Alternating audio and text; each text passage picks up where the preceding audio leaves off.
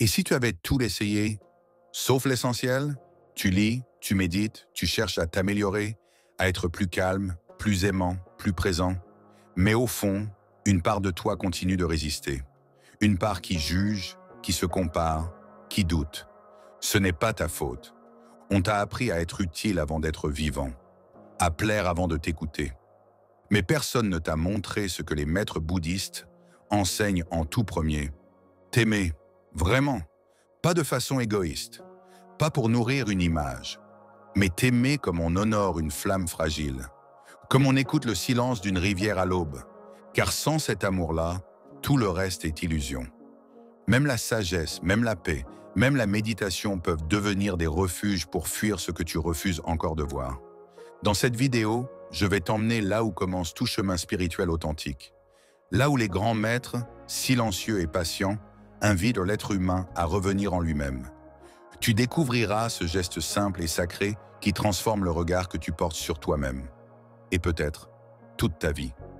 Abonne-toi si ce voyage intérieur t'appelle. Écris en commentaire.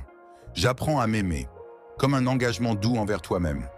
Et reste bien jusqu'à la fin, car ce que tu vas entendre pourrait briser un mur invisible que tu portes depuis trop longtemps. Les anciens textes bouddhistes ne parlent pas directement d'amour de soi, comme le ferait la psychologie moderne. Et pourtant, tout le chemin de l'éveil commence là, dans la reconnaissance intime de sa propre humanité. Dans le Dhammapada, il est dit « Si tu ne trouves pas de compagnon sage, marche seul, comme un éléphant dans la forêt ».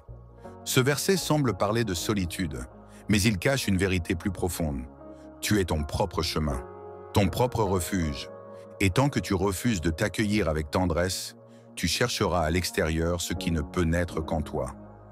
Les maîtres bouddhistes, dans la tradition du Mahayana, comme du Theravada, enseignent que la compassion universelle ne peut exister sans bienveillance envers soi-même. Mais cette bienveillance n'est pas une émotion, c'est une discipline de présence, un engagement profond à cesser de se maltraiter mentalement. Dans le monde moderne, on confond souvent s'aimer avec se valoriser. On court après l'estime de soi comme un trophée, un masque brillant sur des blessures invisibles. La sagesse bouddhiste, elle, nous ramène à l'essentiel. Tant que tu ne t'assieds pas en silence avec ton propre cœur, tant que tu ne le reconnais pas comme une terre sacrée, tu resteras étranger à toi-même. Ce que les maîtres enseignent en premier, ce n'est pas la doctrine. C'est l'attitude intérieure, celle qui regarde en soi avec la même douceur qu'un moine offre à une fleur fragile. T'aimer, pas comme une idée ni comme une émotion passagère, mais comme une pratique sacrée enracinée dans chaque souffle, chaque pensée, chaque regard que tu portes sur toi. Les maîtres bouddhistes ne t'invitent pas à t'aimer de la même façon que le monde moderne le propose. Ils ne te disent pas « pense du bien de toi ». Ils disent « regarde-toi sans illusion, sans rejet, sans attachement, et reste ». Car l'amour véritable commence par la présence, sans phare, sans fuite, sans idéal à atteindre. Observe ton esprit, observe comme il se juge, comme il compare, comme il projette l'amour toujours au dehors, dans l'autre, dans un futur, dans un si, mais rarement en toi, ici, maintenant. C'est là que commence la pratique. Non pas dans la transformation immédiate, mais dans l'acceptation radicale de ce qui est. Le Bouddha parlait souvent de metta, la bienveillance aimante. Elle n'est pas une gentillesse naïve.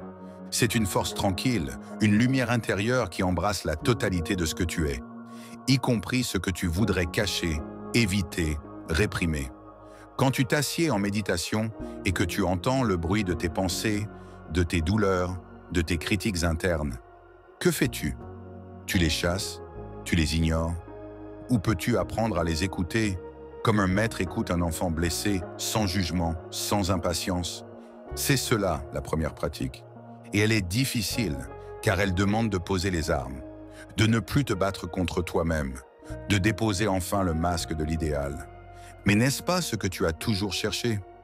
Non pas devenir meilleur, mais être accueilli tel que tu es, par ta propre conscience. Dans les enseignements du moine Thich Nhat Hanh, il est souvent dit que l'amour véritable commence par une phrase simple. « Chère souffrance, je suis là pour toi ».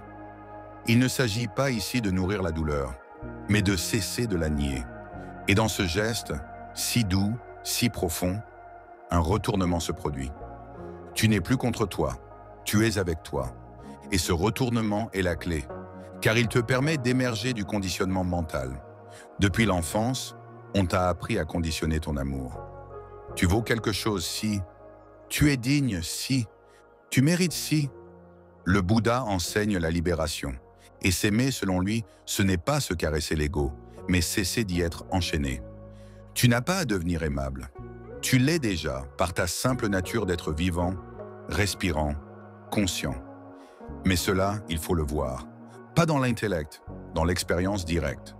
Alors les maîtres te proposent un retournement. Plutôt que de chercher à être aimé, commence par te regarder comme le ferait un éveillé. Imagine, si le Bouddha entrait dans ta pièce et qu'il posait son regard sur toi, il ne chercherait pas à te changer. Il te verrait dans ta souffrance, dans ta fatigue, dans tes contradictions. Et il ne te condamnerait pas. Il te verrait comme une flamme précieuse qui a oublié sa nature. Tu n'as pas besoin d'être parfait. Tu as besoin d'être vu sans condition. Et personne ne peut t'offrir cela si tu refuses de te le donner à toi-même. Dans cette première porte, tu es invité à entrer sans fierté, sans honte, sans rôle à jouer. Juste avec cette intention, je suis prêt à m'aimer. Non pas parce que je suis accompli, mais parce que je suis vivant. Tu veux la paix? Commence par cesser la guerre intérieure. Tu veux aimer les autres? Commence par ne plus te rejeter toi-même. Tu veux guérir? Commence par écouter ce qui en toi pleure encore en silence. Dans la tradition bouddhiste, on ne parle pas de développement personnel. On parle de retour à la nature essentielle de l'esprit. Un esprit clair, paisible, ouvert. Mais cette clarté ne vient pas par effort. Elle vient quand tu retires ce qui l'obscurcit. Et souvent, ce qui l'obscurcit, ce sont des années de jugement, d'attente, de comparaison. Alors respire, sens que tu es encore là, malgré tout, et que cela suffit pour commencer. Pourquoi est-ce si difficile de s'aimer?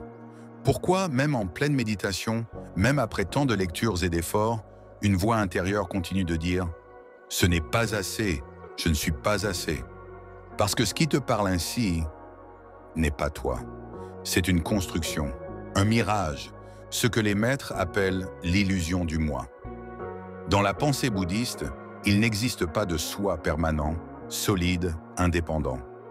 Ce que tu appelles « je », « moi », « ma personnalité » est un assemblage mouvant, conditionné par des causes, des mémoires, des attachements. C'est l'agrégat des expériences, des pensées, des réactions. Et pourtant, tu t'identifies à lui comme s'il était toi.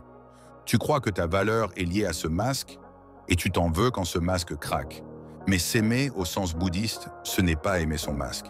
C'est voir qu'il n'est pas toi et dans ce dépouillement, reconnaître la clarté pure de l'esprit, libre de tout jugement. Il y a un paradoxe profond que peu osent moins regarder. Tant que tu veux t'aimer pour être mieux, tu restes prisonnier du rejet. Le vrai amour de soi ne cherche pas à corriger. Il accueille la totalité, même l'ombre, même la peur, même les pulsions que tu ne voudrais pas voir. Pourquoi? Parce que tout ce que tu rejettes te gouverne en silence. Ce que tu refuses en toi devient inconscient, et ce qui est inconscient devient souffrance. Les enseignements du Bouddha sur la vacuité, shunyata, sont essentiels ici. Vacuité ne signifie pas néant. Elle signifie que rien n'existe de manière autonome et fixe. Ton identité, tes blessures, tes qualités, même ton amour de soi, sont impermanents, interdépendants, vides de solidité intrinsèque. Et dans cette vacuité, il n'y a rien à défendre, rien à protéger, rien à prouver.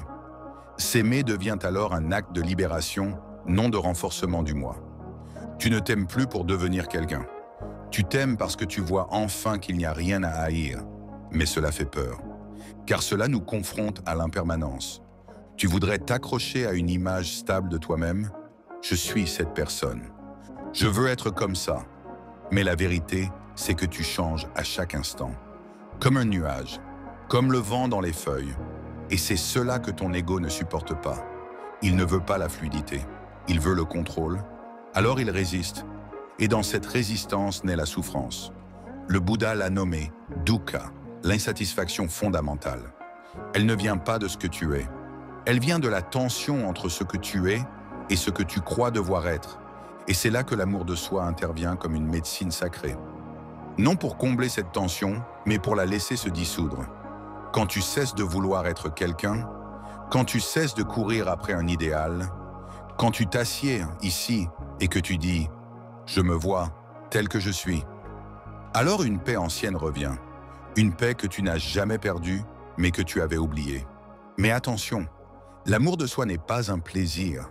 Ce n'est pas une émotion douce et constante. C'est un feu intérieur. Il brûle les illusions, les prétentions, les identifications. Et ce feu peut déranger. Il peut faire remonter des blessures anciennes, des douleurs enfouies, des jugements oubliés. Mais il est purificateur. Il ne détruit rien de vrai. Il révèle ce qui est déjà là, au-delà de tout conditionnement. Un grand maître tibétain disait « Ce que tu cherches, c'est ce qui regarde ». Cela veut dire que l'amour que tu cherches n'est pas un objet à acquérir. C'est la qualité même de la conscience qui observe, sans condition. Quand tu t'éveilles à cette conscience, tu n'as plus besoin de prouver quoi que ce soit. Tu n'as plus besoin de mérite, de perfection, de validation. Tu es là, présent, vivant, clair. Et cette clarté est amour. Alors la vraie question n'est pas « Comment puis-je m'aimer davantage ?» mais « Suis-je prêt à voir ce que je suis sans le fuir ?» Cette question est la porte. Elle ne demande pas une réponse rapide. Elle demande un engagement silencieux, une présence, une attention quotidienne. Et si tu acceptes d'entrer, tu découvriras peut-être que tu n'as jamais été séparé, que l'amour n'était pas un objectif à atteindre, mais la nature même du regard lucide posé sur l'instant. Tu sais maintenant que s'aimer selon la sagesse bouddhiste n'est pas un acte d'auto-affirmation, mais une pratique de présence et de reconnaissance profonde. Mais comment intégrer cela dans ton quotidien? Comment vivre cette vérité dans un monde qui semble toujours courir, toujours plus exigeant? La réponse réside dans l'action, pas une action forcée ou contrôlée, mais une action nourrissante, enracinée dans le moment présent. Les maîtres bouddhistes savent qu'il est facile de se perdre dans des pensées abstraites, dans des idéaux qui n'ont jamais été vécus. Alors pour entrer dans l'amour véritable de soi, il faut agir dans la simplicité, par des gestes, des rituels, des pratiques quotidiennes qui cultivent l'attention, l'équilibre et la douceur. La première pratique est celle de la pleine conscience. C'est la porte d'entrée vers l'amour de soi, car elle te permet de sortir du tourbillon mental et de revenir à toi-même. Prendre quelques minutes chaque jour pour t'asseoir en silence, les yeux fermés, en respirant profondément. Inspire profondément par le nez, sens l'air entrer dans tes poumons. Expire lentement par la bouche, en relâchant toute tension. Fais cela plusieurs fois, simplement en observant ta respiration. Ensuite, centre-toi sur ton corps. Ressens les sensations, sans jugement, sans chercher à changer quoi que ce soit. Observe les zones de tension, accepte-les, laisse-les être. Et dans cet espace d'acceptation, laisse l'amour s'épanouir. Cela semble simple, mais cette pratique est puissante. En revenant à ton souffle, tu rencontres la réalité de ton être, sans filtre, sans projection. Une autre pratique essentielle dans l'amour de soi est la méditation du méta, ou bienveillance aimante. Elle consiste à cultiver un sentiment de bienveillance envers toi-même et progressivement envers les autres. Commence par te souhaiter des paroles de bienveillance. Imagine que tu t'adresses à toi-même avec douceur, comme un parent aimant pourrait le faire. Tu peux répéter ces phrases lentement et profondément. Que je sois heureux, que je sois en paix, que je sois libre de la souffrance, que je sois en sécurité. Réchauffe ton cœur avec ces souhaits. Accepte de t'offrir cette douceur, sans condition. Ensuite, élargis cette bienveillance à d'autres, des proches, des inconnus, et même ceux avec qui tu as des difficultés. Mais le premier pas, celui qui compte, c'est de t'offrir d'abord la bienveillance. Les maîtres bouddhistes comprennent bien l'interconnexion entre le corps et l'esprit. Si l'esprit est en paix, le corps suit. Et si le corps est en paix, l'esprit peut se détendre. Certaines plantes et huiles essentielles peuvent t'aider à apaiser le mental et à créer un environnement propice à l'amour de soi. Lavande, elle apaise les tensions et le stress. Quelques gouttes dans un diffuseur ou un bain chaud apaisent l'esprit et favorisent la relaxation. Camomille, connue pour ses propriétés calmantes, elle aide à réduire l'anxiété. Une tisane de camomille avant la méditation peut renforcer la connexion avec ton cœur. Encens de santal. Dans le bouddhisme, l'encens est souvent utilisé pour purifier l'espace. Il crée une atmosphère sacrée, propice à la contemplation et à la guérison intérieure. Sauge.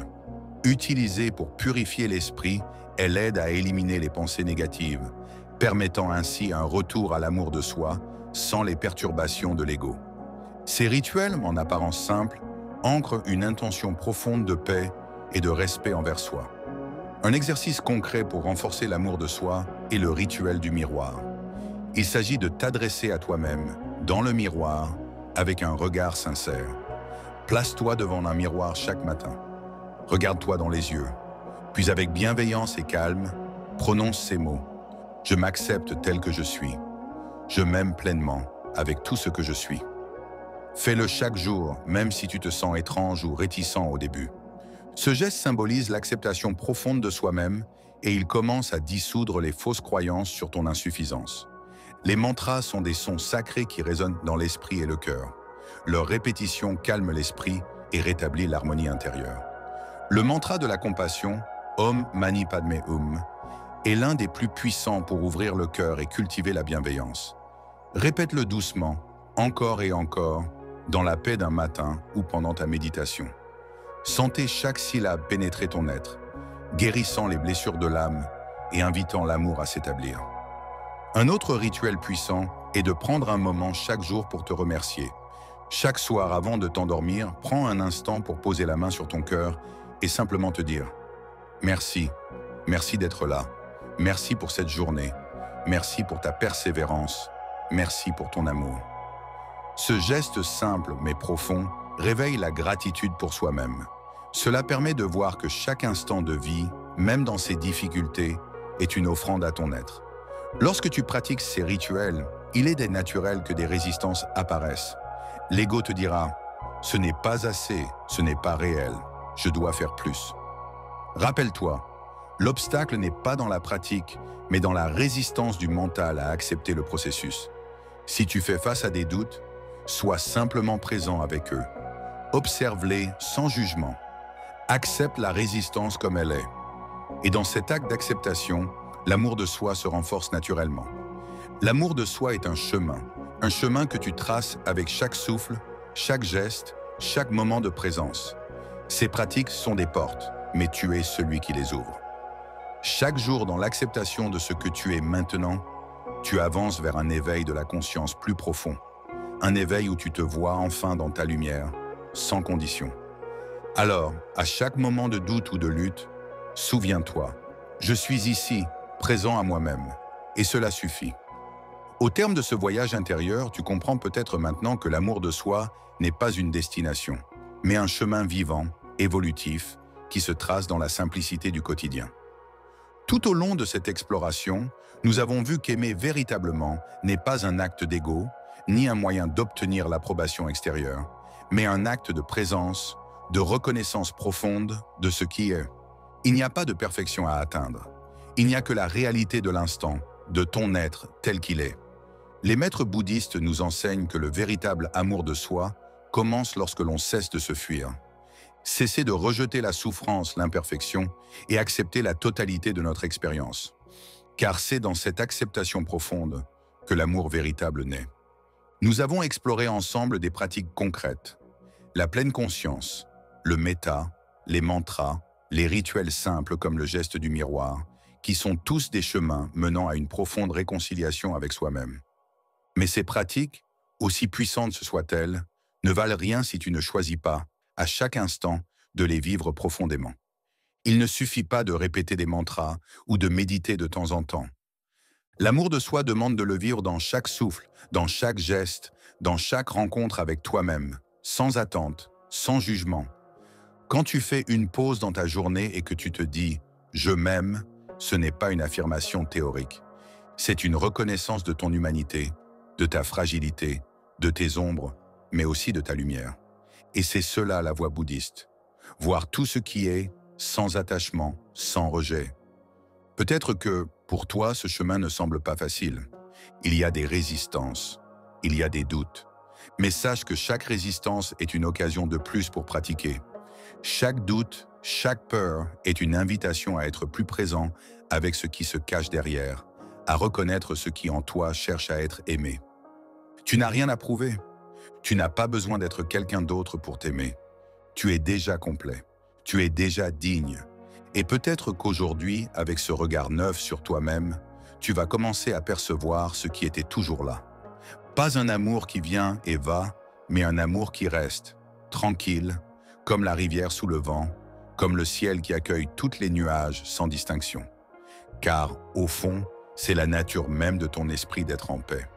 C'est le silence de ton cœur qui a toujours su, et c'est ce silence qui parle dans ta vie quotidienne, dans la simplicité de chaque instant. Alors je t'invite à continuer ce chemin avec patience et amour. À chaque moment, rappelle-toi cette vérité. Je suis déjà là, dans ma pleine humanité, et cela suffit. Et si cette vérité te touche, si tu te sens prêt à ouvrir encore plus ton cœur, n'hésite pas à t'abonner à cette chaîne. Commente avec ces mots « J'apprends à m'aimer ». Cela t'engage à revenir à toi-même chaque jour, à choisir de nourrir cette lumière intérieure, jour après jour, sans hâte, sans jugement.